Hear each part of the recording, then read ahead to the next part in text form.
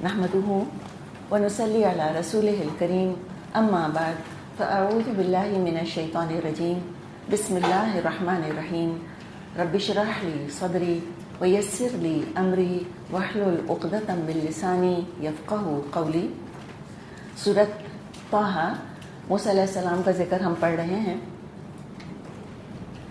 اس میں ہم نے دیکھا کہ موسیٰ علیہ السلام مدین سے واپس آ رہے ہیں اور راستے میں ان کو اللہ تعالیٰ نے اپنی رسالت کے لیے چن لیا، اور پھر اللہ تعالیٰ نے کئی احسانات ہیں جو کہ ان کے اوپر گنوائے۔ ٹھیک ہے، جب انہوں نے کہا تھا کہ وَجَعَلْ لِي وَزِيرًا مِّنْ أَهْلِي هَارُونَ أَخِي، اللہ میرے گھر والوں میں سے میرے لیے ایک ساتھی بنا دے، کس کو؟ ہارون اخی، میرے بھائی ہارون کو۔ ٹھیک ہے، تو اس سے ہمیں یہ پتہ چل رہا ہے کہ موسیٰ علیہ السلام اپنے گھر والوں کو جانتے تھے۔ ٹھیک ہے، اہلی کہہ رہے ہیں، اپنے گھر والوں کو وہ جانتے تھے، اور وہ یہ بھی جانتے تھے کہ ہارون علیہ السلام میرے بھائی ہیں۔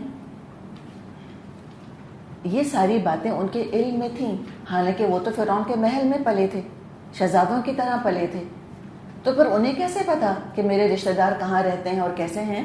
وہ اللہ نے آگے خود ہی ہمیں بتایا کہ وَلَقَدْ مَنَنَّا عَلَيْكَ مَرَّةً أُخْرَىٰ، اے موسیٰ ہم نے پہلے بھی تجھ پر ایک دفعہ احسان کیا تھا، اذ اوحینا الی امک ما یوحیٰ، جب تیرے ماں کی طرف ہم نے وحی کی تھی جو وحی کی جاتی ہے۔ کیا؟ ان اقذفیہ فی التابوت فاقذفیہ فی الیم فیلقہ الیم بالساحل یاخذہ عدو لی وعدو لہ، کہ ماں نے کیا کیا تھا کہ سمندر میں ڈال دیا تھا موسیٰ کو۔ پھر کیا ہوا تھا؟ اللہ نے محبت ڈالی موسیٰ علیہ السلام پر، اور اللہ تعالیٰ نے اپنی نظروں کے سامنے خاص پرورش کری۔ یوں تو ہم سب اللہ کی نظروں میں ہیں، لیکن خاص طور پہ موسیٰ علیہ السلام پہ اللہ کی نظر تھی، اللہ کو اپنے کام کا بنانا تھا ان کو۔ تو کیا اللہ نے انتظام کیا تھا؟ استمشی اختک، جب تیری بہن ساتھ ساتھ چل رہی تھی، فتقول هل ادلکم علی من یکفلہ، اس نے کہا تھا فرعون کے دربار میں جا کر کہ کیا میں تمہاری رہنمائی کروں ایسے خاندان کی طرف جو اس بچے کی کفالت کر لے؟ فرجعناک الی امک، تو ہم نے آپ کو لوٹا دی آپ کی ماں کی طرف۔ تو موسیٰ علیہ السلام کو کیسے پتا چلا کہ ہارون علیہ السلام میرے بھائی ہیں؟ وہ تو اپنی ماں کی گود میں تو پلے تھے، اپنی ماں کا تو دودھ پیا تھا انہوں نے، وہیں پلے بڑے تھے وہ۔ تو موسیٰ علیہ السلام کے لیے ہم کہہ سکتے ہیں he got the best of both the worlds۔ فرعون کے محل کے عیش عشرت اس میں پلے بڑے، اس لیے کہ تبلیغ فرعون کو بھی کرنی تھی ان کو۔ اللہ نے ان کی بھی سائیکی، نفسیات، رہن سہن، ان کے فیئرز اور phobias and weaknesses and strengths, وہ بھی اللہ نے سب ان کو دکھا دی ڈے ون سے۔ انسائڈر تھے وہ فرعون کے دربار کے، انسائڈ اینڈ آؤٹ جانتے تھے فرعون کو، وہ جس کو جا کے تبلیغ کرنی تھی، اور بنی اسرائیل کے ساتھ بھی کنیکٹڈ رہے۔ ان کے پیٹ میں ڈے ون سے اپنی متقی ماں کا دودھ ہی گیا، اسی غذا سے ان کا جسم بنا۔ تو ایسا نہیں ہوا کہ پھر وہ اپنی ماں سے کٹ گئے، بنی اسرائیل کی طرف بھی وہ نبی بنا کر بھیجے جانے والے تھے، تو بنی اسرائیل کو بھی انہوں نے اچھی طرح سے دیکھ لیا، انہی کی تربیت کرنی تھی، اسی قوم کی اصلاح کرنی تھی، اسی قوم کو لیڈ کرنا تھا۔ تو بنی اسرائیل کو بھی اچھی طرح دیکھ لیا انہوں نے، کیسے ہیں یہ، کیا کمزوریاں ہیں، کیا قوتیں ہیں ان کے اندر، کیا مائنڈ سیٹ ہے ان کا، کس طرح سوچتے ہیں، کیا سوچ کا انداز ہے۔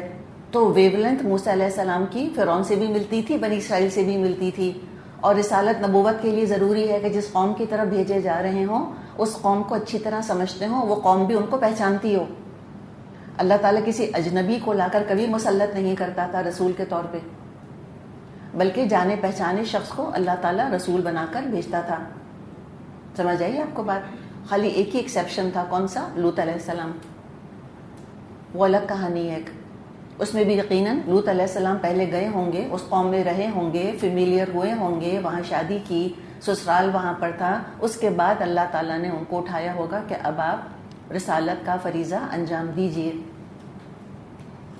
تو موسیٰ علیہ السلام کو سب کچھ پتا تھا اچھی طرح، اختک کہہ رہا ہے نا اللہ تعالیٰ، پتا تھا موسیٰ علیہ السلام کو کہ یہ میری بہن ہے، پتا تھا موسیٰ علیہ السلام کو کہ ہارون میرا بھائی ہے، یہ میری امی ہے، اور وہ ریگولر بیسس پر وہ بنی اسرائیل کی بستیوں کی طرف جاتے رہتے تھے۔ یہ آگے سورہ قصص میں ہم پڑھ لیں گے. تو لہٰذا ان کو پتا تھا کہ میرے بھائی ہیں، کیا کردار ہے، کیا اخلاق ہے، کس قسم کے انسان ہیں، سب ان کے علم میں باتیں تھیں. تو اللہ تعالیٰ نے پھر اپنے احسانات گنوائے اور یہ بھی کہا کہ ہم نے آپ کو آپ کی ماں کی طرف لوٹا دیا تاکہ اس کی آنکھیں ٹھنڈی رہیں اور وہ غمزدہ نہ ہو. تو موسیٰ علیہ السلام کی ماں نے اپنے بچے کو دودھ پلایا، اپنی گود میں اس کو رکھا اور پالا اور پوسا. اور یہ دین کہاں سے آیا موسیٰ علیہ السلام میں؟ فرعون تو مشرک تھا. تو نعوذ باللہ کیا موسیٰ علیہ السلام کسی مشرکانہ مذہب پر قائم تھے؟ سوال ہی پیدا نہیں ہوتا. موسیٰ علیہ السلام کو اچھی طرح پتا تھا کہ آئی ایم ناٹ اے فرعونی، میں آل فرعون میں سے نہیں ہوں، میں بنی اسرائیلی ہوں. ان کو معلوم تھا بنی اسرائیل کا جو دین تھا، توحید کا دین، اسی پر تھے موسیٰ علیہ السلام. وہ جانتے تھے اللہ اور آخرت اور رسالت اور توحید، سب معلوم تھا ان کو. ان کو پتا تھا اللہ ایک ہے. ابراہیم علیہ السلام کو فطرتاً پتا تھا کہ اللہ ایک ہے. موسیٰ علیہ السلام کو فطرتاً بھی پتا تھا اور نقلاً بھی پتا تھا. اپنی ماں سے نہ صرف انہوں نے دودھ لیا، اپنی ماں سے عقیدہ بھی لیا. تو اللہ تعالیٰ نے اپنے نبی کو اپنی ماں ہی کے پاس لوٹا دیا تھا. اس کے بعد پھر اللہ تعالیٰ نے مختلف مراحل سے گزارا ان کو. پھر وہ مدین میں رہے. اس کے بعد پھر این اپوائنٹڈ ٹائم پر اللہ فرماتا ہے ثم جئت علی قدر یا موسیٰ، آ گئے تم ایگزیکٹ ٹائم پر. واصطنعتک لنفسی، تجھ کو تو میں نے اپنے لیے خاص اپنے کام کے لیے بنایا ہے. دل سے دعا کرنے اللہ مجھے اپنے کام کا بنا لے. اللہ تربیت کر دے میری اور آپ کی، اور اللہ بس اس زندگی میں مجھ کو اپنا بنا لے، اپنے کام کا بنا لے. یہ تڑپ تڑپ کے دعا کریں اللہ تعالیٰ سے. حالانکہ مانگتے ہوئے بھی شرم آتی ہے انسان کو. جب انسان اپنے آپ کو دیکھتا ہے، کہتے ہیں میں اس قابل ہوں کہ میں اتنی اونچی چیز مانگوں، لیکن میں اپنے آپ کو کیوں دیکھوں؟ میں رب کو کیوں نہ دیکھوں؟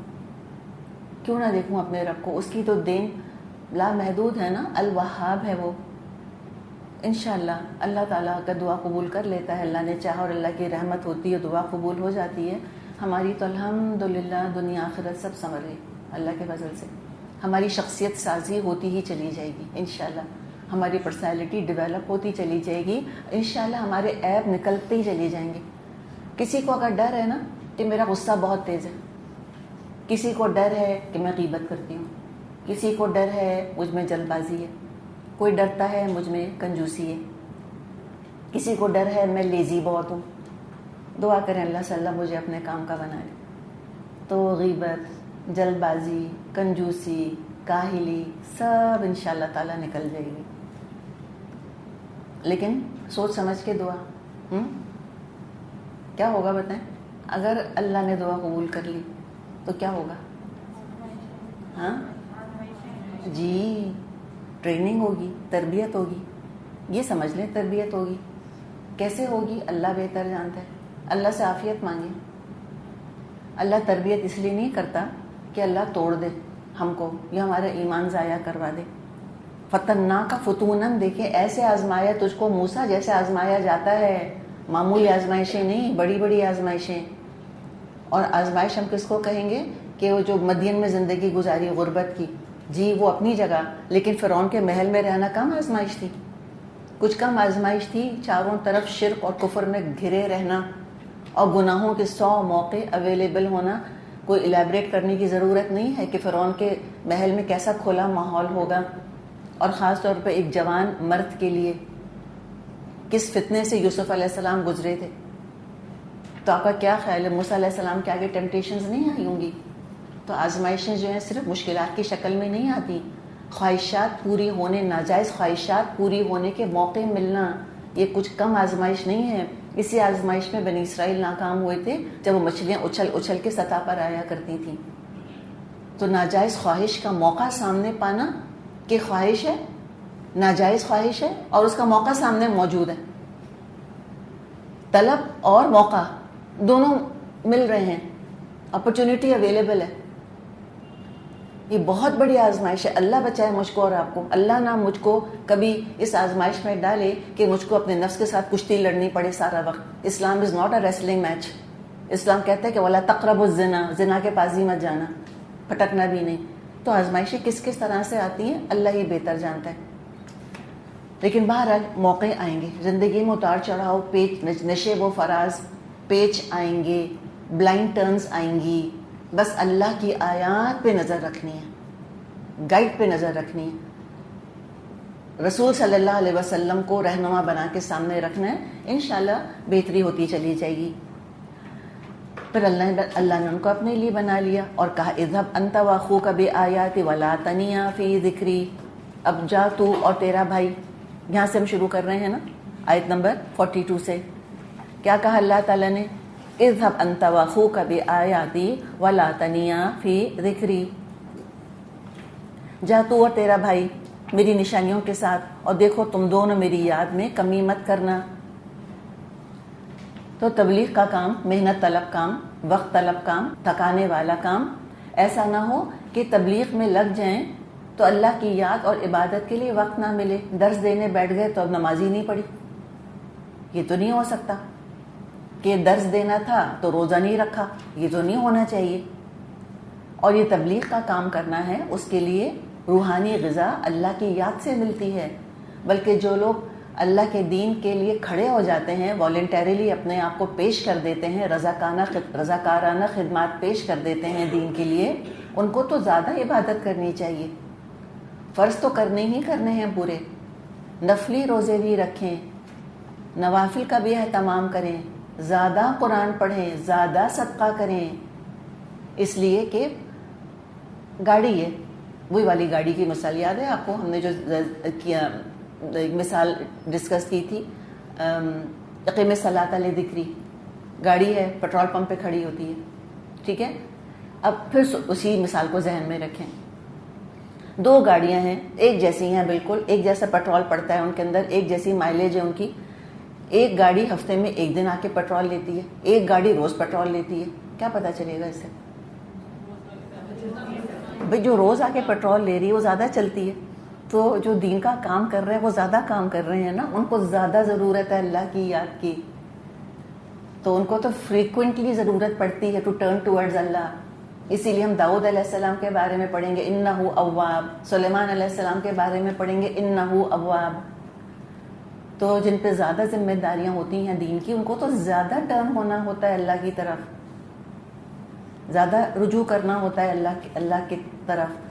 آپ اسٹوڈنٹس ہیں، آپ سے تو کبھی کبھار میٹنگ ہوتی ہے، دنیاوی طور پہ ہم دیکھیں کبھی کبھار آپ سے ملاقات ہوتی ہے. جو آپ کی انچارجز ہیں ان سے تو بہت فریکوینٹلی ملاقات ہوتی ہے.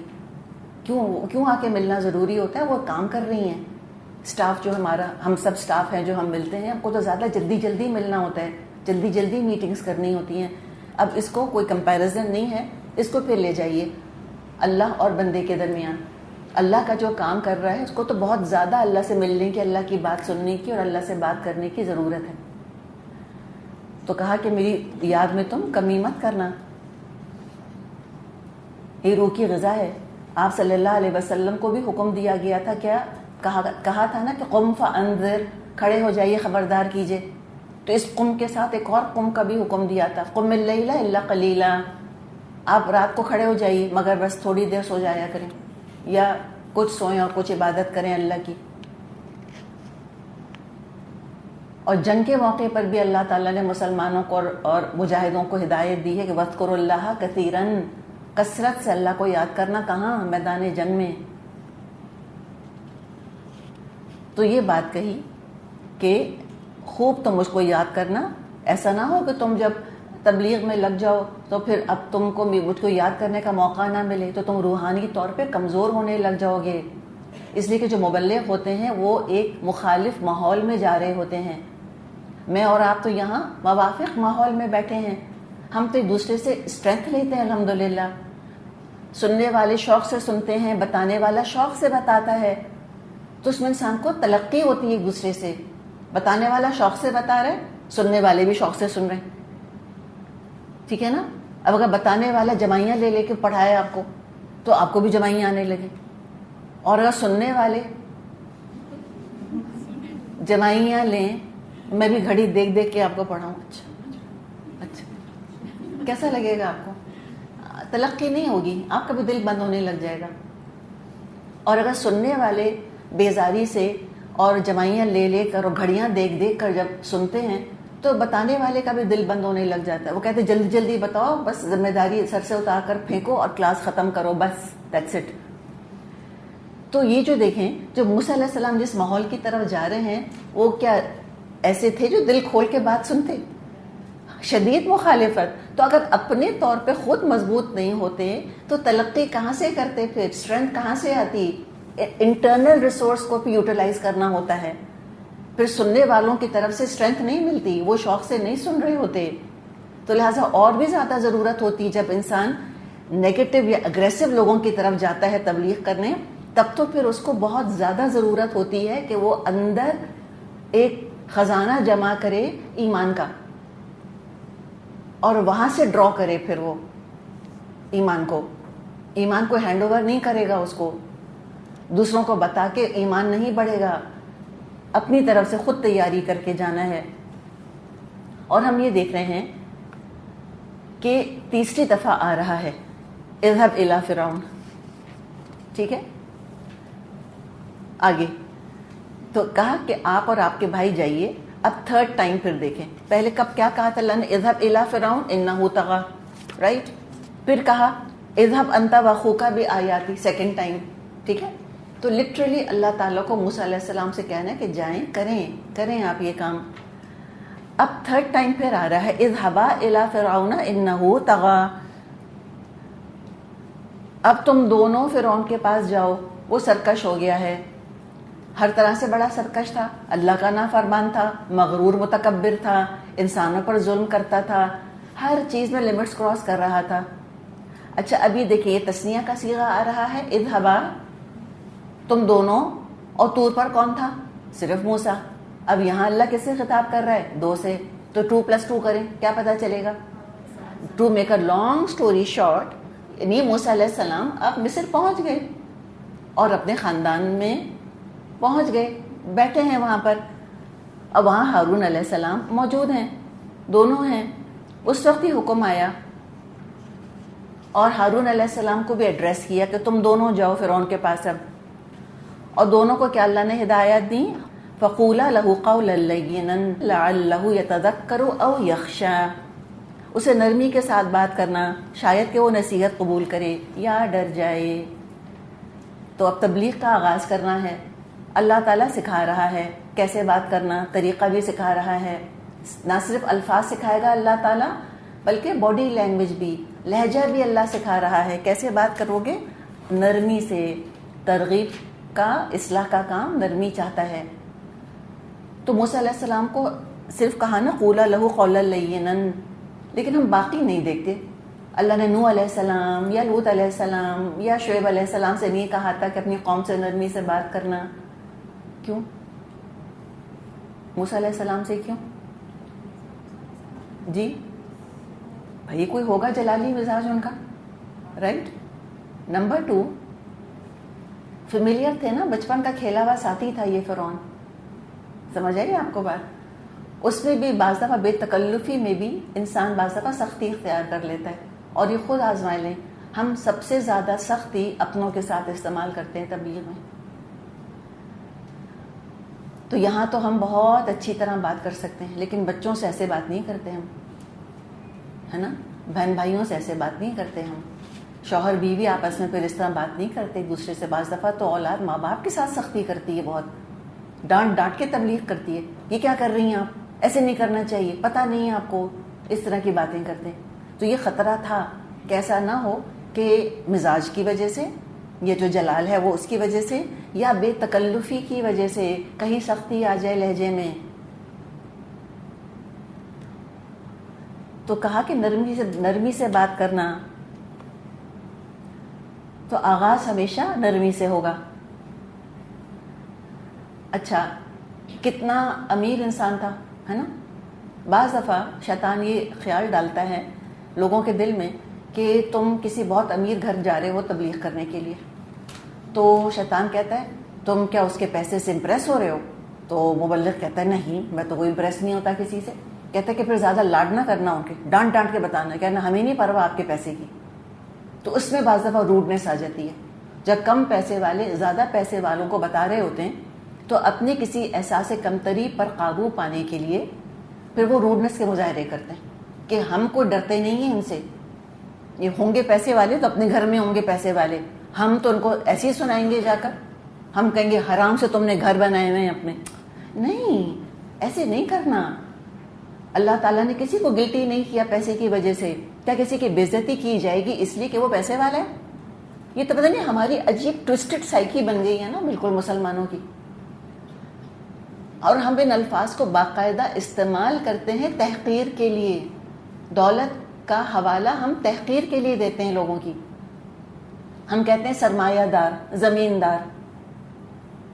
کیا مطلب؟ یہ کو تعریف کے طور پہ کہا جاتا ہے؟ کبھی بھی نہیں. یہ کہا جاتا ہے یہ چور، ڈاکو، لٹیرے. یہ سنونیمس بن گیا سرمایہ دار، زمیندار کا. یہ دولت والے. اسلام کا ہرگز سے مزاج نہیں ہے.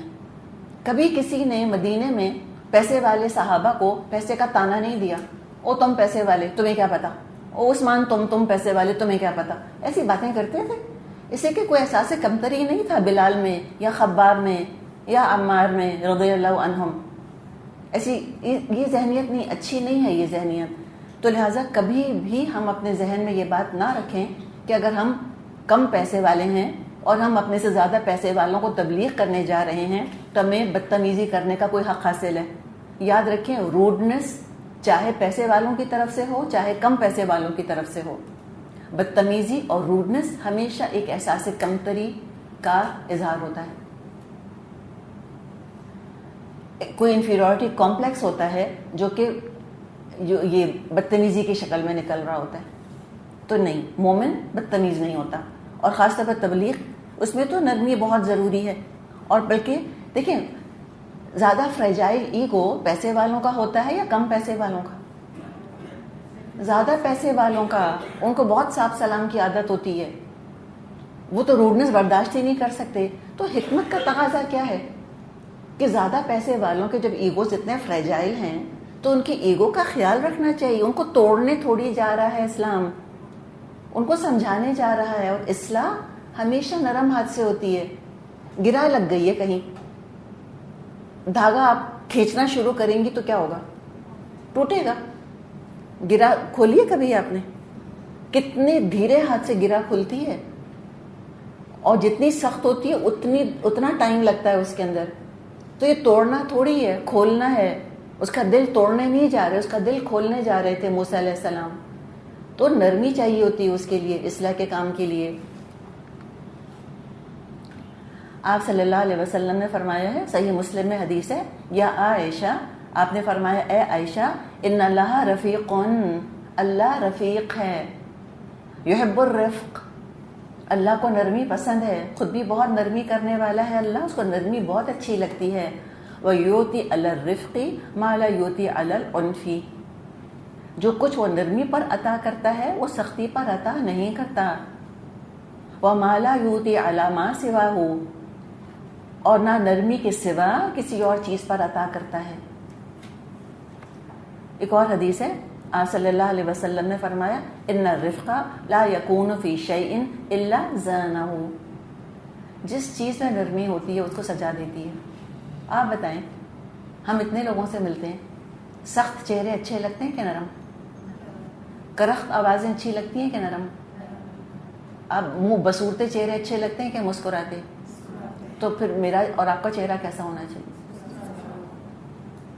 یاد رکھے، گھر جا کے یاد رہے گا. ہاں انشاءاللہ. تو جس چیز میں نرمی ہوتی ہے اس کو سجا دیتی ہے. وَلَا يُنْزَعُ مِنْ شَيْءٍ إِلَّا شَأْنَهُ، اور جس چیز سے نرمی نکال لی جاتی ہے اس کو بگاڑ دیتی ہے. یاد رکھیں، یہ ہم نے پتہ نہیں کیوں سوچا کہ جتنے کڑک ہوں گے ہم اتنے لوگ درست ہوں گے. لوگ کہتے ہیں ڈانٹے بغیر تو لوگ سنتے ہی نہیں، ڈانٹے بغیر تو لوگ درست ہوتے ہی نہیں. نہیں، بالکل درست ہوتے ہیں. آپ صلی اللہ علیہ وسلم نے گلا پھاڑ پھاڑ کے نہیں چیخا تھا لوگوں کے اوپر. ہر وقت آپ نے ڈانٹ کے ان کو درست نہیں کیا تھا. اگر آپ اس طرح چیختے اور چنگھاڑتے اور ڈانٹتے سب بھاگ جاتے. لو كنت فظا غلیظ القلب ينفضوا من حولك، ہم پڑھ چکے ہیں پیچھے.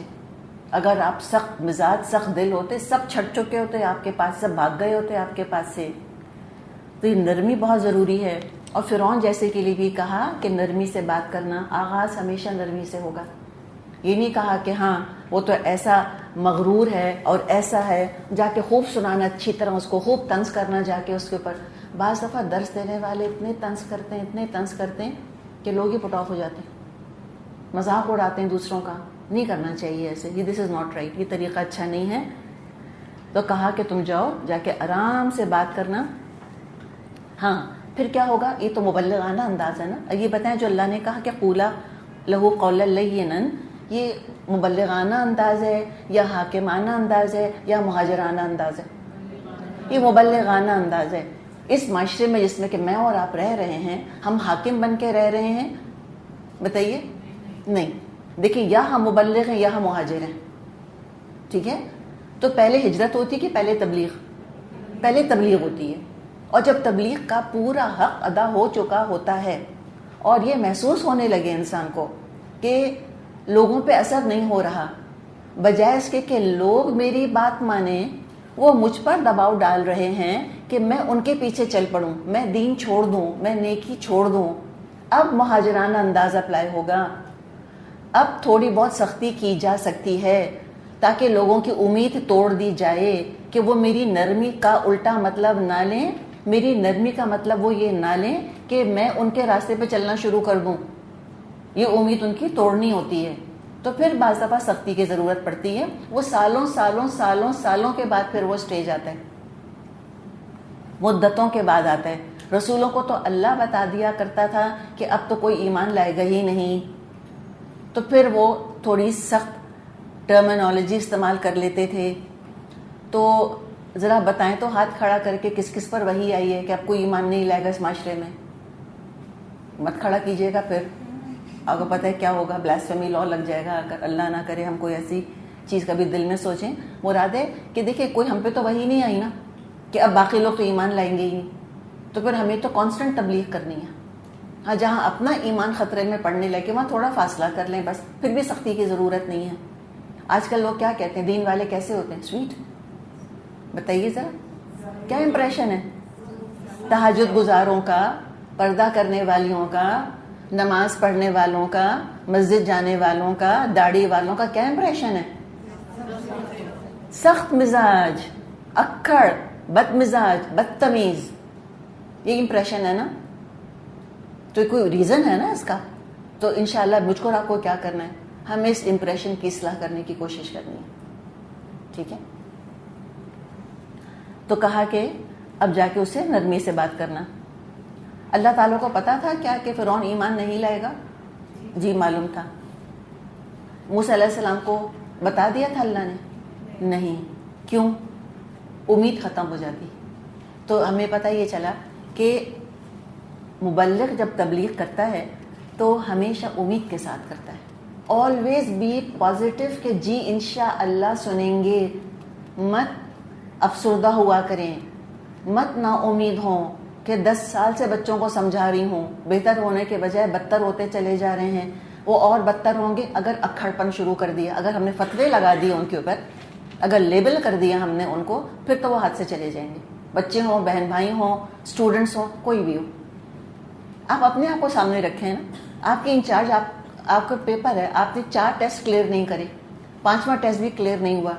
انچارج نے پیپر دیتے دیتے کہا آپ زندگی بھر پاس نہیں ہوں گی. ایسے بھی ہاتھ کیا یوں کر کے، آپ زندگی بھر پاس نہیں ہوں گی. آپ بتائیں کیا ہوگا؟ یہ کیا ہوگا کہ آپ سوچیں گے ہاں واقعی میں پاس نہیں ہو سکتی، آپ کورس ہی چھوڑ کے ہو سکتا ہے چلی جائیں. سمجھ آ رہی ہے آپ کو بات؟ تو نیور لیبل پیپل، نیور. وہی والی بات یاد رکھیں، ہم پہ وہی نہیں آئی. ہم نے کیسے فیصلہ کر لیا؟ کوئی غیب کا علم مل گیا مجھ کو اور آپ کو؟ ہمیں کیا پتا کون کب ٹھیک ہوتا ہے؟ کیا پتا ہماری زندگی میں ہو جائیں، کیا پتا ہمارے مرنے کے بعد ہو جائیں. ابھی آگے ذکر آئے گا جادوگروں کا. ہم ہوتے تو فتویٰ ہی لگا دیتے ان کے اوپر کہ یہ تو ٹھیک ہونے والے ہی نہیں ہیں. اللہ کے حوالے کریں، کانسٹنٹ کریں، امید کے ساتھ کریں کہ انشاءاللہ اثر ہوگا، انشاءاللہ اثر ہوگا. نا امیدی انسان کے اندر ڈیسپریشن پیدا کرتی ہے اور ڈیسپریشن سختی پیدا کرتی ہے. امید کے ساتھ انسان خوش رہتا ہے اور خوشی انسان کے اندر نرمی لاتی ہے. ہم افسردہ ہوتے ہیں، زیادہ بد مزاج ہوتے ہیں. جب ہم خوش ہوتے ہیں نا تو پھر ہم نرم مزاج ہو جاتے ہیں. جس دن آپ فیل ہوں گے ٹیسٹ میں، آپ گھر جا کے ہو سکتا ہے غصہ کریں. جس دن آپ کو 10 آؤٹ آف 10 ملتے ہوں گے، آپ کا تو دل گنگنا رہا ہوتا ہوگا. وہ کہیں گے آج پانی نہیں آیا، کہیں ہاں کوئی بات نہیں کل آ جائے گا. یہ انسان کا حال ہوتا ہے. اور یہ پانی کا آنا نہ آنا یہ صرف کراچی والی ہی سمجھ سکتے ہیں, دنیا میں کسی کو اور سمجھ نہیں آئے گا کہ پتہ نہیں کیا باتیں ہو رہی ہیں. ہم سے کوئی پوچھے نا, سیل فون لے کے واپس گھر پہنچ جانا خیر عافیت کے ساتھ, راستے میں چھینا ہی نہیں, ہم کہتے ہیں الحمدللہ. جتنے ہم الحمدللہ کہتے ہیں, جتنے ہم شکر گزار ہیں, دنیا میں کم قومیں اتنی شکر گزار ملیں گی. تو بات یہ ہے کہ امید جو ہوتی ہے انسان کو خوش مزاج رکھتی ہے, نرم مزاج رکھتی ہے. اور تبلیغ پھر امید کے ساتھ کی جاتی ہے, خوشی کے ساتھ کی جاتی ہے, نرمی کے ساتھ کی جاتی ہے.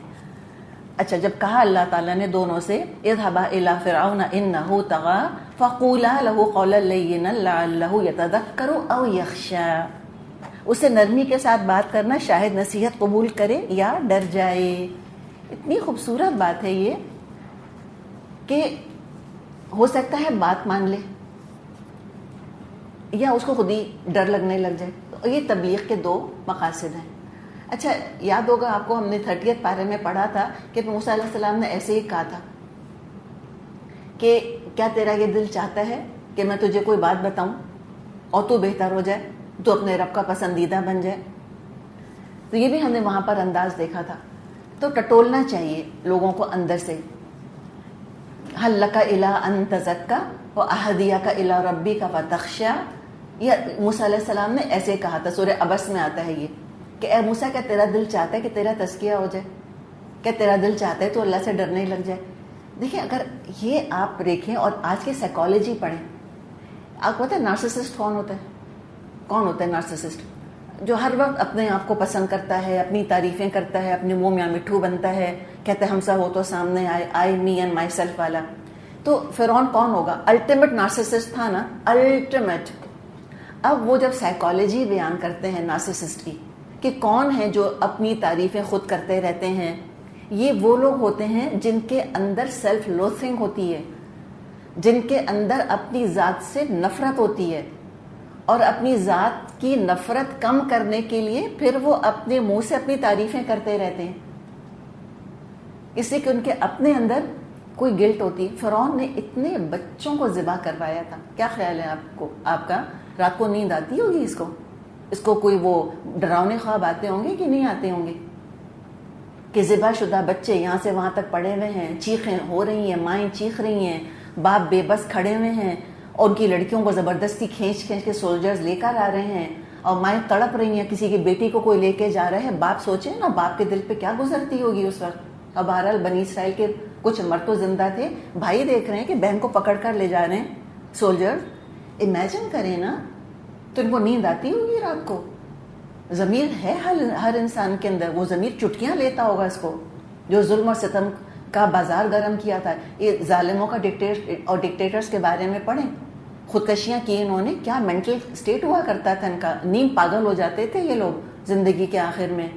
نیرو جو بادشاہ تھا, رومن ایمپرر, جس نے کہ کرسچنس کے اوپر اتنے مظالم ڈھائے, تشدد کیا, وہ بھی آدھا پاگل ہو گیا تھا, آدھا کیا پورا ہی پاگل ہو گیا تھا.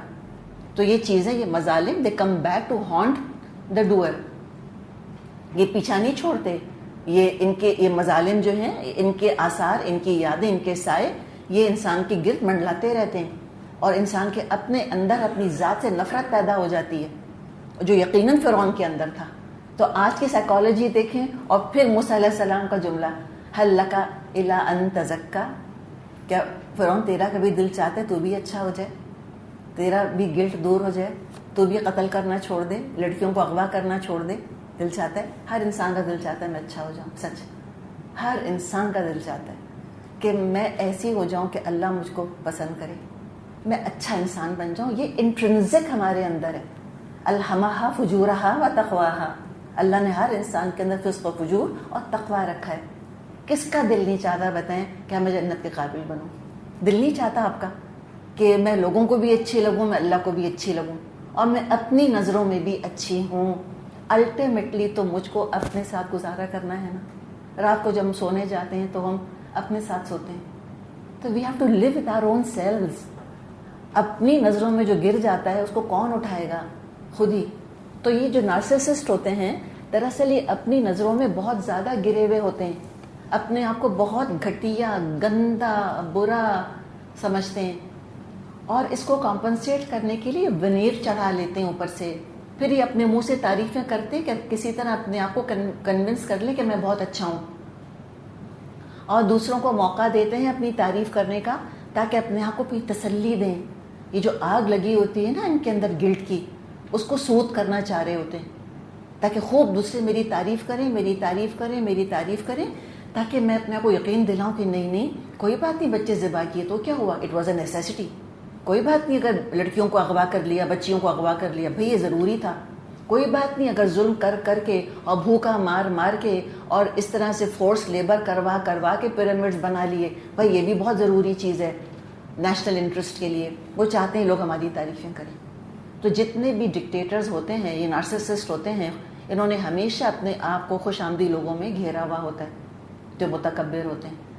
تو یہ عجیب سائیکالوجی جو قرآن بیان کرتا ہے, واقعی اللہ کے علاوہ کس کا کلام ہو سکتا ہے بتائیں.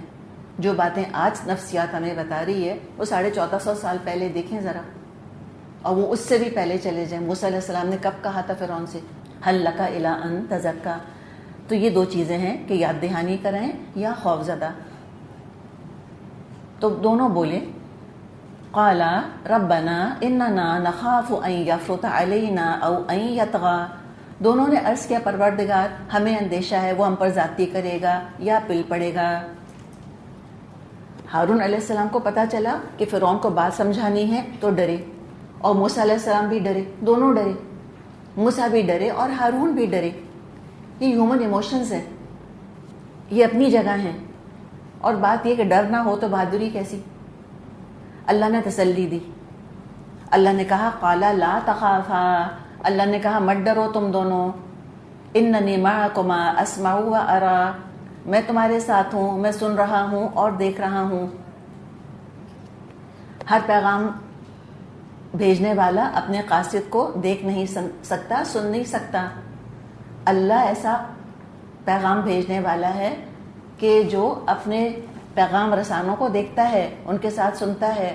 تو یہ جو اللہ نے فرمایا کہ اننی معکما, میں تم دونوں کے ساتھ ہوں, اسمع و ارا, میں سنتا اور دیکھتا ہوں. تو اگر میں اور آپ بیٹھ کے لوگوں کو اللہ کی بات بتاتے ہیں کہ ہمیں اللہ کی معیت, اللہ کی مدد حاصل ہے کہ نہیں, جی اس یقین کے ساتھ جائیں اللہ میرا مددگار ہے, حسبی اللہ و نعم الوکیل.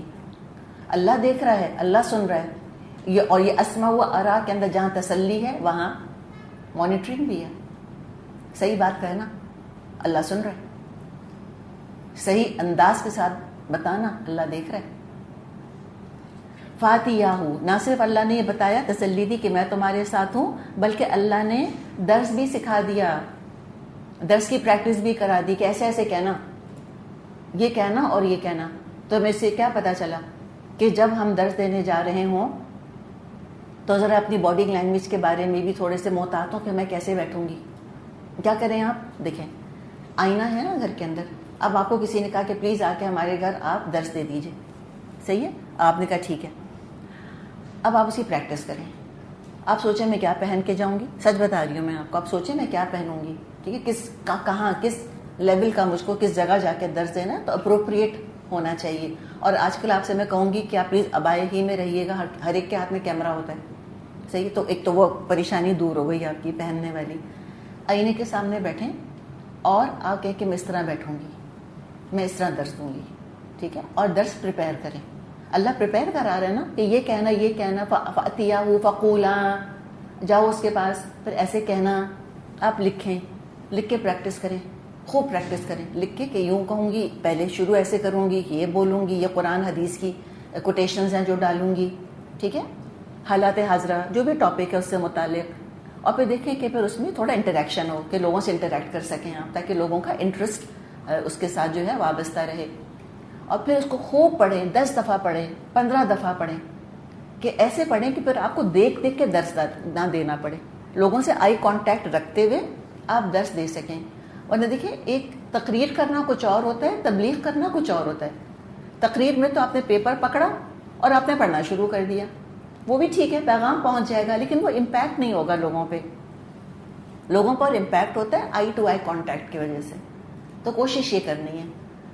اور دیکھیں شروع میں تو انسان کو بہت زیادہ ڈر لگتا ہے, نروسنس ہوتی ہے, ایمیچرز ہوتے ہیں نا, تو لہٰذا بہت زیادہ پریکٹس کرنے کی ضرورت ہوتی ہے. 10 دفعہ 15 دفعہ گھر میں کوئی اگر ہے بہن بھائی ہیں ان کو بٹھا لیں سامنے اور کہیں میں درس دے رہی ہوں اور تم سنو, ٹھیک ہے, یا بچوں کو بٹھا لیں, صحیح ہے, آئینے کے سامنے کریں, مانیٹر کریں اپنے آپ کو, اسپیڈ تیز تو نہیں ہے, بہت سلو تو نہیں ہے, یہ ساری چیزیں دیکھیں اور پھر جائیں انشاءاللہ تعالی اللہ کا نام لے کر اللہ کا کام کریں, اللہ برکت دے گا.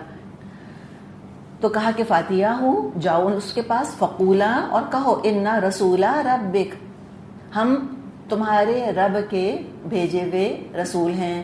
تو یعنی اللہ نے سکھایا اور ساتھ ہی ساتھ اب اللہ نے اس کو اس طرح سین, جیسے ہم ڈرامے نہیں یا ٹی وی پر ہوتا ہے نا کہ ایک سین اگلے سین کے اندر مکس ہو جاتا ہے, تو لٹرلی ٹرانزیشن ہو رہا ہے. کہاں سے ٹرانزیشن؟ اللہ سکھا رہا ہے اور اب یہی سب کچھ وہ دربار میں کھڑے ہو کر کہہ رہے ہیں. یہ الگ الگ 2 سین نہیں کہے اللہ تعالیٰ نے دکھائے, وہ ٹرانزیشن کر دیا ادھر سے ادھر. کہو ہم تمہارے رب کے بھیجے ہوئے ہیں. فَأَرْسِلْ مَعَنَا بنی اسرائیل, ہمارے ساتھ تم بنی اسرائیل کو جانے دو. وَلَا تُعَذِّبْهُمْ, اور مت ان کو تم عذاب دو. قَدْ جِئْنَاكَ بِآيَةٍ مِّن رَّبِّكَ, ہم تمہارے رب کی طرف سے ایک نشانی لے کر آئے ہیں. وَالسَّلَامُ عَلَىٰ مَنِ اتَّبَعَ الْهُدَىٰ, اور سلامتی ہے اس کے لیے جو راہ راست کی پیروی کرے. اِنَّا قَدْ أُوحِيَ إِلَيْنَا أَنَّ الْعَذَابَ عَلَىٰ مَنْ كَذَّبَ وَتَوَلَّىٰ, اور ہم کو وحی کے ذریعے سے بتایا گیا ہے کہ عذاب ہے اس کے لیے جو جھٹلائے اور منہ موڑے. اب ٹوٹل دعوت جو ہے یہی تھی. کیسی دعوت ہے؟ کوئی مشکل درس تھا نہیں, سیدھا سادہ, سمپل, جامع, کمپریہنسو, سمپل بات تھی. کیا کیا؟ توحید, رسالت, محاسبہ اور انصاف. ظلم ہو رہا ہے بنی اسرائیل پر, ان کو ہمارے ساتھ جانے دو, ٹھیک ہے, یہ بتا دیا. اور پھر اس کا انعام بتا دیا, انجام, کہ انعام اور سلامتی ان پر جو ان ہدایت کو مان لیں. اور دعوت کا انداز پرسنل کنفرنٹیشن والا نہیں, تھرڈ پرسن. یہ نہیں کہا کہ تم پر عذاب آئے گا, تم جھٹلاتے ہو, تم منہ موڑ رہے ہو, نہیں. پھر اچھا اگر کہتے کہ فرعون تجھ پر عذاب آئے گا, تو جھٹلاتا ہے, تو منہ موڑ رہا ہے, تو کیا ہوتا؟ ہمیں کہا نا لیبل کر دینا کسی کو. انبیاء کبھی اپنی قوموں کو لیبل نہیں کرتے تھے کہ تم جھوٹے, تم مکار, تم چالاک, تم ایسے, تم ویسے. نہیں, یہ تو ہو ہی نہیں سکتا, مبلغانہ طریقہ تو یہ ہو ہی نہیں سکتا. تو تھرڈ پرسن میں بات کری, ورنہ وہ اتنا اس کا وہ ایگوئسٹک شخص تھا. اگر اس کو کہتے کہ تو ایسا اور تو ویسا, وہ تو ہتے سے اکھڑ جاتا بالکل. سارا فوکس اللہ کے اوپر رکھا. یہ نہیں کہا کہ ہم دعوت لے کر آئیں, کہا ہم تو اللہ کے بھیجے ہوئے رسول ہیں, میرا اور تمہارا معاملہ تھوڑی ہے. تو پرسنل کنفرنٹیشن کبھی نہیں کرنی چاہیے, فوکس اللہ کے اوپر. اور یہ بڑا خوبصورت یہاں پر جملہ ہے, وَالسَّلَامُ عَلَىٰ مَنِ اتَّبَعَ الْهُدَىٰ. رسول اللہ صلی اللہ علیہ وسلم نے قیصر اور کسریٰ کو جو خطوط لکھوائے تھے, اس میں اللہ تعالیٰ کے رسول نے یہی لکھوایا تھا کہ السلام من اتبع الہدیٰ, سلامتی اس پر جو کہ ہدایت کی پیروی کرے. بخاری میں یہ حدیث موجود ہے. اور آپ صلی اللہ علیہ وسلم نے لکھوایا تھا اسلم تسلم. بالکل سمپل دعوت ہے, اسلام لے آؤ سلامت رہو گے, مسلمان ہو جاؤ سلامت رہو گے. تو مختصر دعوت, کوئی بہت لمبا چوڑا تقریر کرنے کا ارادہ نہیں تھا ان کا. مختصر بات کے اندر عقیدہ, بشارت, انذار, توبہ, استغفار سب آ گیا.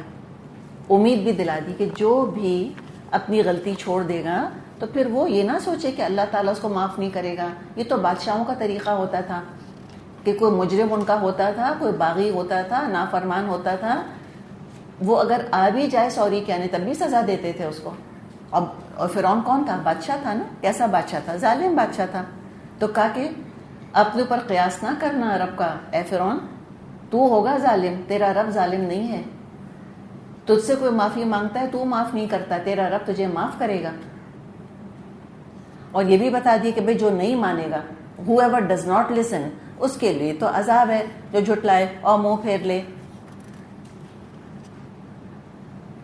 قال بولا فرعون فمن ربکما یا موسیٰ، اچھا یہ تو بتاؤ تم دونوں کا رب کون ہے اے موسیٰ. اچھا اب دیکھیں گئے تو دونوں تھے نا دربار میں، ہارون اور موسیٰ دونوں، لیکن کیا کورس میں بات کر رہے ہیں دونوں؟ اسپوکس پرسن کون ہے؟ ایک. کون؟ اور کہا کیا تھا انہوں نے کہ مجھے تو بولنا نہیں آتا. اور کیا دعا کی تھی؟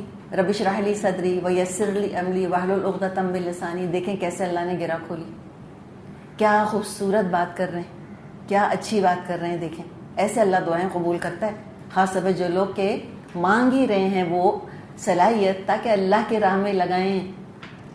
تو مانگی صلاحیت اللہ سے تاکہ اللہ تیری راہ میں لگاؤں میں اس کو. تب موسیٰ علیہ السلام بھی بات کر رہے ہیں، اور کیا حسین بات کر رہے ہیں. اس نے پوچھا کہ اچھا کون ہے تم دونوں کا رب؟ قال موسیٰ علیہ السلام نے فرمایا ربنا الذی اعطى کل شیء خلقہ ثم ہدی، ہمارا رب وہ ہے جس نے ہر چیز کو اس کی ساخت بخشی اور پھر اس کو ہدایت دی. یہ جو فراعنہ تھے، جو فیروز تھے، یہ گاڈ کنگز تھے، اپنے آپ کو خدا کا اوتار کہتے تھے. اور خدا کس کو کہتے تھے؟ سورج کو ون آف دا گاڈس کہتے تھے. ان کے ہاں بھی آپ کو پتہ ہے پوری ہائرارکی تھی گاڈز اینڈ گاڈیسز کی، اور ہر مشرک مذہب کے اندر بہرحال ایک اعلیٰ ترین ہستی کا تصور موجود ہے. اسمال جی سے گاڈز اینڈ گاڈیسز، اور وہ کیپٹل جی والا گاڈ تو سب کے ہاں تھا. تو یہ اپنے آپ کو سن گاڈ کا اوتار کہا کرتے تھے. تورات میں بک آف ایگزوڈس میں یہ مضمون موجود ہے جو یہاں قرآن بیان کر رہا ہے کہ موسیٰ علیہ السلام فرعون کے دربار میں گئے، تبلیغ کری، تو فرعون نے کہا تھا ان سے خداوند کون ہے، میں اس کی آواز تو سنوں کہ بنی اسرائیل کو جانے دوں. میں خداوند کو نہیں جانتا ورنہ میں بنی اسرائیل کو جانے دیتا. تو جب اس نے یہ پوچھا تو دو شانوں کا ذکر کیا موسیٰ علیہ السلام نے، تخلیق کا اور رہنمائی کا. جبلی، عقلی، فطری، وحی کے ذریعے ہدایت، رہنمائی کرتا ہے اللہ جبلی طور پر، عقلی طور پہ، فطری طور پہ اور وحی کے ذریعے. اور دوسرے تخلیق، اعطى كل شيء خلقہ، اللہ نے ہر چیز کو اس کی خلقت عطا کی ہے. فرعون نے کبھی دعویٰ نہیں کیا تھا کہ میں تتلی بنائی، یا میں نے تتلی کو اڑنا سکھایا، یا میں نے اس کے پروں کے اندر رنگ بھرا. یہ تو اللہ نے کیا. اللہ نے تتلی بنائی، اس کو اڑنا بھی سکھایا. اللہ نے آنکھیں بنائی، ان کو دیکھنا سکھایا. اللہ تعالیٰ نے شیر بنایا، اس کو آواز دی. شیر کی آواز چڑیا میں نہیں رکھی. امیجن کریں کہ چڑیاں اس طرح دہاڑتی جیسے شیر دہاڑتا ہے، یا جیسے شیر کی آواز چڑیا جیسی ہوتی. کتنا اور لگتا ہے نا، اتنا بڑا سارا وہ چوں چوں کر رہا ہے. ڈزنٹ میک سینس، اچھا نہیں لگتا بالکل. کیسے اللہ نے ہر چیز کو اس کی مناسبت سے سب کچھ دیا ہے. خلقہ ثم ہدی، اللہ نے زبان دی، پورا میکینزم، تولہ بھر کی زبان، اس کو چلانے کے لیے کتنے مسلز ہیں دیکھیں پیچھے. پورا اللہ نے ووکل اپریٹس ہم کو دے دیا، کیسے ساؤنڈ نکلتی ہے، حیرت ہے. آپ دیکھیں ایک ہی گلا ہے، ایک گلا، وہی میرا وہی آپ کا، وہی ساؤنڈ باکس میرا وہی ساؤنڈ باکس آپ کا، آواز دونوں کی ڈفرینٹ ہے. تو اللہ کی خلقت دیکھیں، اللہ کی تخلیق دیکھیں، اور رنگا رنگی دیکھیں، اور اس میں ویرائٹی دیکھیں، اور حسن دیکھیں اس کے اندر. اللہ نے پھول بنائے، اور پھر اللہ نے کیسے ہدایت دی، کیسے پولینیشن ہوتا ہے، کیسے چڑیاں آ کر بیٹھتی ہیں، اس پھول کا پولن اس تک پہنچا دیتی ہیں. کیا سسٹم بنایا اللہ تعالیٰ نے. اور ہدایت آپ دیکھیں جو مائگریشن ہوتی ہے جانوروں کی اور مچھلیوں کی اور چڑیوں کی، کون ان کو گائیڈ کر رہا ہے، کدھر ہے جی پی ایس ان کا، کیسے پتا ڈولفنس کو یا ویلز کو کہ ہمیں کہاں جانا ہے. پرندے کہاں سے اڑ کر آتے ہیں، کہاں انڈے دیتے ہیں، پھر کہاں واپس جاتے ہیں. حیرت کی بات ہے نا. تو یہ اللہ تعالیٰ کا طریقہ، کیسے اللہ ہدایت دیتا ہے. ہزاروں ہزاروں میل مائگریٹ کرتی ہیں مچھلیاں اور پرندے، ہزاروں میل، اور ٹائم میں میموریل سے وہ اسی روٹ کے اوپر، اسی راستے کے اوپر مائگریٹ کرتے چلے جاتے ہیں. انہیں ایگزیکٹلی پتہ ہے ہمیں کہاں سے چل کے کہاں جانا ہے، کہاں انڈے یا کہاں بچے دینے ہیں، اور پھر کہاں ہمیں واپس آنا ہے. تو کبھی بھی فرعون نے دعویٰ نہیں کیا کہ میں نے یہ کام کیا. تو ایک دم اس نے ٹیکٹس بدلی اپنی. اب اس کو پتہ ہے علمی میدان میں تو میں موسیٰ سے نہیں جیت سکتا. تو اب اس نے کیا کیا، اس نے اب درباریوں کو بھڑکانے والی سیاست اختیار کری. قال فما بال القرون الاولی، اور جو پہلی نسلیں گزر چکی ہیں ان کی کیا حالت ہے. بڑا لوڈڈ سوال پوچھا. کیا چاہ رہا ہوگا کہ موسیٰ علیہ السلام کوئی فتویٰ تو دیں. ہم سے فرعون پوچھتا، ہم جاتے دربار میں اور فرعون ہم سے پوچھتا کہ میرے جو آبا و اجداد تھے وہ کس حال میں ہیں، ہم تو کہتے ہیں ہم تو سچ ہی بولیں گے، ہم ڈرتے ہیں کوئی فرعون سے؟ ہم کہتے ہیں جہنم میں وہ بھی اور تم بھی، سب جہنم میں جاؤ گے. یہ نہیں، یہ یاد رکھیں، یہ ایک جو برواڈو والا طریقہ ہوتا ہے نا، یہ ان لوگوں کا ہوتا ہے جو اپنے فالوورز کو امپریس کرنے کے لیے تبلیغ کر رہے ہوتے ہیں. They are playing for the gallery. یہ نہیں کرنا. لوگ دیکھیے تالیاں کس بات پہ مچاتے. امیجن کریں کہ آپ کے حالیہ موالی ہیں، ٹھیک ہے، آپ لیڈر ہیں فار ایگزامپل، اور آپ کا ایک جگہ ڈیبیٹنگ ہو رہی ہے، مقابلہ ہو رہا ہے، تو آپ کے فالوورز کس بات پہ تالیاں بجائیں گے؟ جب آپ ان کو انسلٹ کریں، آپ ان کو چپ کریں، ہے نا، وہ تو یہ چاہیں گے نا، کہیں گے ہاں آپ سچ بات بتائیں، مت ڈریے گا ان سے، ان کو صاف صاف سنا دیجیے گا. اب آپ جو ہے آپ نہیں سناتی ہیں صاف صاف، تو کہیں گے لو ہمیں یہ تو عجیب بات ہے، بھائی وہ چاہیے تھا یہ کہتی، یہ تو چاہیے تھا یہ کہتی، کیوں اوائڈ کر گئیں؟ یہ سوال تو ان کو اوائڈ نہیں کرنا چاہیے تھا. پتہ نہیں ان کو کہ شرک کرنے والے جہنم میں جاتے ہیں. پتہ ہے نا ہمیں کہ شرک کرنے والے جہنم میں جاتے ہیں، لیکن لکل مقام مقال، ہر جگہ کا بات کرنے کا طریقہ ہوتا ہے. ہر جگہ سارا سچ اکٹھا بیان نہیں کیا جاتا. حکمت، ایک من علم استعمال کرنے کے لیے 1 ٹن حکمت چاہیے انسان کو. تو nobody should play to the gallery. تالیاں پٹوانے کے لیے، اپنی واہ واہ کروانے کے لیے کہ واہ واہ بہت اچھا کیا، برواڈو، فالس برواڈو، بہت اچھا کیا، ان کو باتیں سنائی آپ نے. یہ کوئی تبلیغ کا طریقہ نہیں. کوئی ریسلنگ میچ تھوڑی ہو رہا ہے، کشتی لڑنے تھوڑی جا رہے ہیں، اپنی واہ واہ کروانے تھوڑی جا رہے ہیں. کوئی بات نہیں، لوگ ڈس اپوائنٹ ہو جائیں آپ کے اندر کہ آپ نے تو پورا سچ نہیں بتایا، آپ تو بات گول کر گئی. جی ہاں کر گئے گول. کیوں؟ اس لیے کہ اس وقت فائدہ بات گول کر جانے میں تھا. جھوٹ نہیں بولنا چاہیے، لیکن سارا سچ بھی بعض دفعہ بولنا کاؤنٹر پروڈکٹیو ہو جاتا ہے. اس نے تو انسٹیگیٹ کیا تھا موسیٰ علیہ السلام کو، چاہا تھا موسیٰ علیہ السلام کے جواب دیں، ان کے آباء و اجداد کے خلاف فتویٰ دیں کہ وہ سب اللہ کے غضب میں گرفتار ہیں، وہ سارے جہنمی ہیں. چاہ رہا تھا یہ، لیکن موسیٰ علیہ السلام نے اس کی چال پہچان لی، اس کا داؤ پہچان لیا، صاف بچ نکلے اس سے. تو یہ ایک انسان کو you have to think on your feet. عقل مندی کا مظاہرہ کرنا ہوتا ہے. آرگیومنٹ جیتنے کے لیے نہیں جاتے، بلکہ اصلاح کے لیے جا رہے ہیں. اکھاڑے میں نہیں جا رہے ہیں، تبلیغ کے لیے جا رہے ہیں. تو جب یہ سوال پوچھا کہ اچھا بتاؤ کہاں ہیں ہمارے آباء و اجداد، تو موسیٰ علیہ السلام نے بہت اچھا جواب دیا. اچھا ایک اور اس نے یہ سوال پوچھا کہ فما بال القرون الاولی، کہ بتاؤ پچھلی نسلوں کا کیا معاملہ ہے. اس سے ایک اور بات ہمیں یہ پتہ چلی کہ فیروز کے ہاں آفٹر لائف کا تصور تھا. ان کو پتا تھا مرنے کے بعد ایک اور زندگی ہے، تبھی تو پوچھ رہے. لیکن تصور جو تھا، عقیدہ جو تھا آفٹر لائف کا، بالکل غلط تھا. اچھا فرعون کا بنی اسرائیلیوں سے انٹریکشن تھا، اس کو پتا تھا کہ ان بنی اسرائیلیوں کا عقیدہ آخرت کیا ہے. اس کو معلوم تھا کہ یہ خدا کے ماننے والے ہیں، اور ان کا عقیدہ یہ ہے کہ جو اللہ کے ساتھ شرک کرتا ہے وہ جہنم میں جائے گا. تبھی تو پوچھا تھا اس نے یہ سوال. اور دوسرے فرعون کو یہ بھی بات پتا تھی کہ میرے آباء و اجداد کا انجام اچھا نہیں ہوا ہوگا. اب موسیٰ علیہ السلام سے کہا اچھا بتاؤ کس حال میں ہیں. وہ چاہ رہا ہے کہ موسیٰ علیہ السلام ایسے کہیں. تو ہمیں کیا پتا چلا کہ ہمیں ریئیکٹ نہیں کرنا، ہمیں رسپونڈ کرنا ہے. ٹھیک ہے، ریئیکشنری نہیں ہونا چاہیے. قال، موسیٰ علیہ السلام نے کہا علمها عند ربی فی کتاب، اس کا علم میرے رب کے پاس ایک نوشتے میں محفوظ ہے. لا یضل ربی ولا ینسا، میرا رب نہ چوکتا ہے نہ بھولتا ہے. کیا خوبصورت جواب دیا. یہ ہے تبلیغ کی حکمت. سوال کو اور سوال کے پوچھنے والے کو پہچانے، اور محفل کے رنگ کو پہچانے.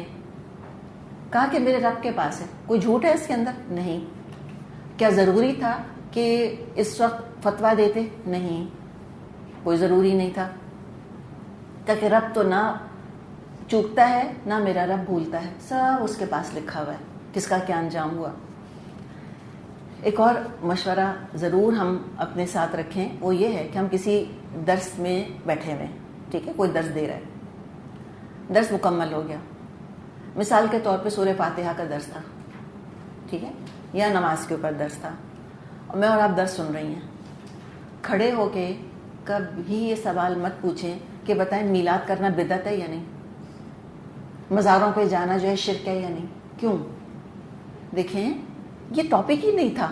اگر تو کسی نے بدعت پہ درس دیا تھا تو پھر تو یہ پوچھیں, لیکن یہ سوال اس وقت نہیں پوچھیں. کیوں؟ اس لیے کہ لوگ نئے نئے سننے والے آئے ہیں, اور جو یہ مجلس میں بیٹھ کے خاتون یہ سوال پوچھتی ہیں نا, ان کا اپنا ایجنڈا ہوتا ہے, ان کا اپنا وینڈیٹا ہوتا ہے. کیا ان کو پتا ہوتا ہے کہ میری ساس میری نند یہاں بیٹھی ہیں اور وہ میلاد کرتی ہیں, تو وہ درس دینے والے کے کندھے پر بندوق رکھ کے شوٹ کرتی ہیں کہ یہ کہہ دیں تاکہ میں بھی ذرا یوں کر کے دیکھوں پھر اپنی ساس کو.